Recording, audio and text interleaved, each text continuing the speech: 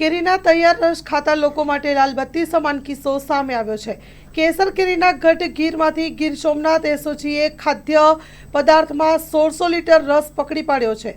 ભેળસેળયુક્ત 2 વર્ષ જૂનો ખાદ્ય પદાર્થ કેરીનો રસ 16,000 લીટર જ વેચાણ થાય તે પહેલા ઝડપી પાડવામાં આવ્યો છે। એસઓજી ઇતિયા ઇન્સ્પેક્ટર ડીએમ કાગડા તથા પીએસઆઈ સુવાની રાબારી હેઠળ સ્ટાફની સાથે કામગીરી કરવામાં આવી હતી। ત્યારે food safety officer Gir Somnath સહિત મળેલ બાતમીના આધારે તપાસ હાથ ધરતા લાગ્યો હતો જથ્થો કામે। ત્યારે જથ્થો પકડી પાડી કાયદેસરની કાર્યવાહી હાથ ધરી છે। Story report by Pratap Sisodiya, Maliya Hatina.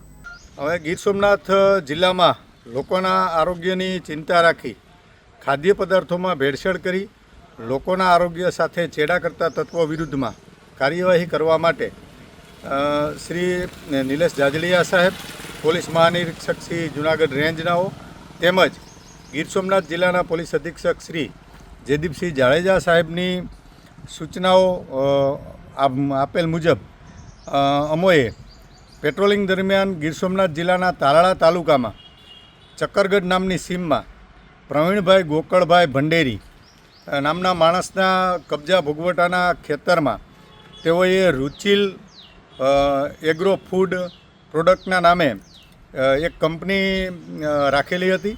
તેમાં તેઓ કેરીના રસ બનાવી અને વેચવા માટે તેઓએ રાખેલ હોવાની અમને હકીકત હોય। જે કંપની એકચ્યુઅલમાં 2 વર્ષથી બંધ હાલતમાં છે, તેમજ તેઓએ 2 વર્ષ જૂનો પડતર કેરીના રસનો મોટો જથ્થો તેઓએ તાજેતરમાં જે લગ્નની સિઝન આવે છે તેમજ આ તહેવારોની સિઝનમાં આમ જનતામાં વેચવા માટે તેઓએ આવો પડતર અને ભેળસેળયુક્ત અખાદ્ય કેરીના રસનો મોટો જથ્થો રાખેલ હોય। જે આધારે અમને હકીકત મળેલ, જેથી અમે એસઓજીની ટીમ સાથે તેમજ food safety officer Shri Gir સોમનાથનાઓને સાથે રાખી અમે રેડ કરેલી।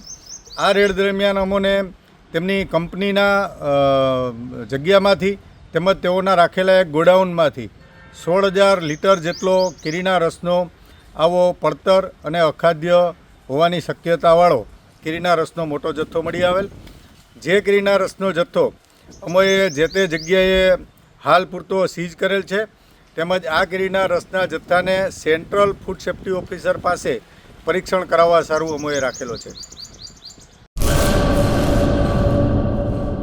ગુજરાતી સંસ્કૃતિ અને કળાનું સૌથી મોટું મંચ એટલે ગુજરાતી ગ્લોબલ એવોર્ડ્સ 2026, જે થવા જઈ રહ્યા છે 7મી અને 8મી માર્ચે કચ્છ યાત્રા રિઝોર્ટ ધોરડોમાં।